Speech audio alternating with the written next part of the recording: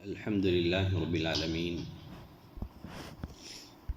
والصلاة والسلام على رسوله الكريم وعلى آله وصحبه أجمعين وأشهد أن لا إله إلا الله وأشهد أن محمدا عبده ورسوله. أعوذ بالله من الشيطان الرجيم من همزه ونفخه ونفثه. لا يحب الله الجهر بالسوء من القول إلا من ظلم وكان الله سميعا عليما. سورۃ النساء آیت نمبر 148 کی میں نے تلاوت کی ہے. اس آیت کریمہ میں اللہ نے فرمایا برائی کے ساتھ آواز بلند کرنے کو اللہ ناپسند کرتا ہے. اگر کسی انسان کے اندر دینی یا دنیاوی عیب پایا جاتا ہو، اس کے اس عیب کا دوسروں کے سامنے تذکرہ کرنا جائز نہیں ہے، کیونکہ یہ غیبت ہے اور غیبت اسلام میں سخت حرام ہے.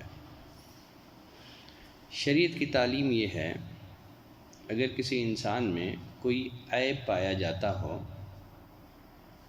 تو تنہائی میں اسے سمجھایا جائے، اس کے عیب کا لوگوں کے سامنے چرچا نہ کیا جائے. فرمایا الا من ظلم، مگر مظلوم کو اجازت ہے، مظلوم کو یہ حق حاصل ہے وہ لوگوں کے سامنے ظالم کے ظلم کی شکایت کر سکتا ہے، گرچہ یہ بھی ایک غیبت ہے، لیکن غیبت کی یہ جائز صورت ہے. کوئی دینی مصلحت ہو تو پھر لوگوں کے سامنے اس کے عیب کا ذکر کیا جا سکتا ہے، اس کے عیب کا چرچا کیا جا سکتا ہے. فرمایا الا من ظلم، مظلوم کا حق حاصل ہے وہ لوگوں کے سامنے ظالم کے ظلم کی شکایت کر سکتا ہے.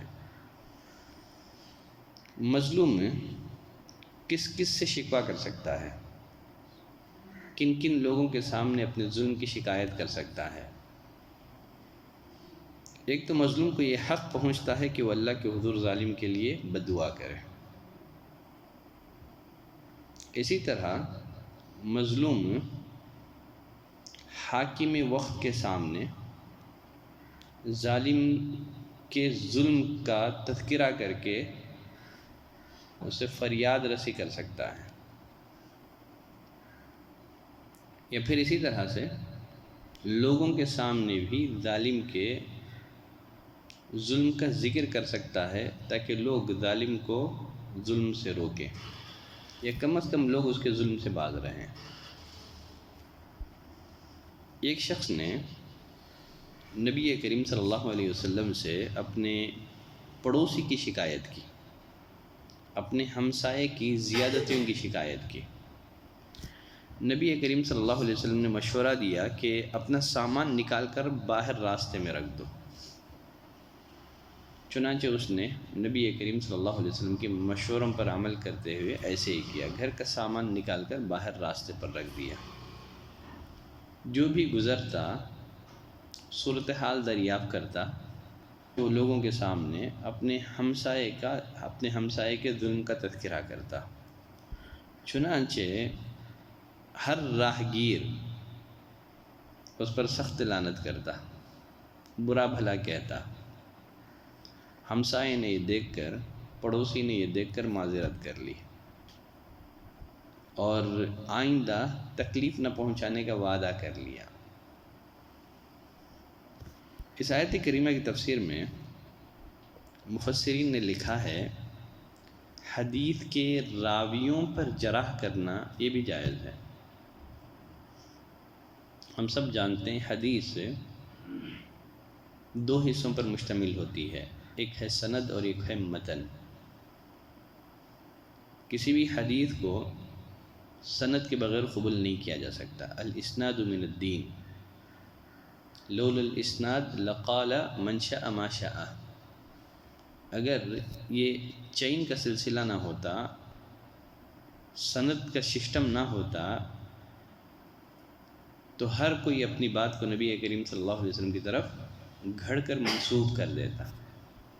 تو یہ جو سند ہے امت محمدیہ کے خصائص میں ہے.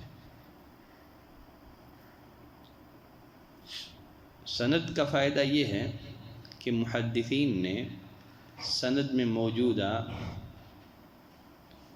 راویوں کے حالات کو دیکھ کر کے اس حدیث کے صحت یا ضعف کا پتہ لگایا ہے. تو مفسرین نے لکھا ہے کسی بھی حدیث کے راویوں پر جرح کرنا یہ بھی جائز ہے، یہ غیبت نہیں ہے، کیونکہ ضعیف روایت بیان کرنا یہ بھی امت پر ایک طرح کا ظلم ہے. اگر کوئی آدمی باوجود وسعت کے کسی کا حق نہ دیتا ہو اس پر بھی لعن طعن کرنا جائز ہے. جیسے نبی کریم صلی اللہ علیہ وسلم نے فرمایا مثل الغنی ظلم. اگر مالدار ہے قرض کی ادائیگی میں ٹال مٹول کر رہا ہے، طاقت ہے، وسعت ہے، قرض لیا ہے، قرض دے سکتا ہے، پھر بھی وہ ٹال مٹول کر رہا ہے، فرمایا مثل الغنی ظلم. مالدار آدمی کا حق کے ادا کرنے میں دیر کرنا یا ٹال مٹول کرنا یہ بھی ظلم ہے. اس کی سزا یہ ہے کہ یہ اس کی عزت کو حلال کر دیتا ہے. پھر اسی طرح اگر کوئی آدمی کسی کو گالی دیتا ہے یا زیادتی میں پہل کرتا ہے اس کا جواب دینا بھی جائز ہے.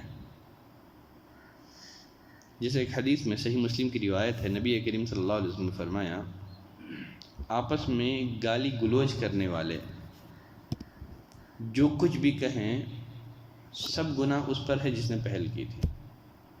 دو گالی گلوچ کرنے والے جو کچھ کہہ جائیں گناہ اس پر ہے جس نے پہل کی تھی، بشرطے کہ مظلوم زیادتی نہ کرے، جب تک کہ مظلوم زیادتی نہ کرے. تو غرض اللہ نے فرمایا لا يحب اللہ الجہر بالسوء من القول. برائی کے ساتھ آواز بلند کرنے کو اللہ ناپسند فرماتا ہے. برائی چاہے بند کمرے میں کی جائے، چاہے پس پردہ کی جائے، یہ تو اللہ کو ناپسند ہے. لیکن اگر اسی برائی کا ارتکاب علی الاعلان ہو، کھلم کھلا ہو، تو پھر یہ جرم ڈبل بن جاتا ہے. اسی بنا پر کہا گیا لا يحب اللہ الجہر بالسوء من القول. برائی کے ساتھ آواز بلند کرنے کو اللہ ناپسند فرماتا ہے الا من ظلم، مگر مظلوم کو اجازت ہے. وکان اللہ سمیعا علیما، یقیناً اللہ تعالی خوب سنتا ہے اور خوب جانتا ہے. آج کے لیے بس یہی ایک آیت کریمہ کافی ہے. تفسیر کا سلسلہ جاری ہے. سبحانک اللہم و بحمدک، اشہد ان لا الہ الا انت، استغفرک و اتوب الیک.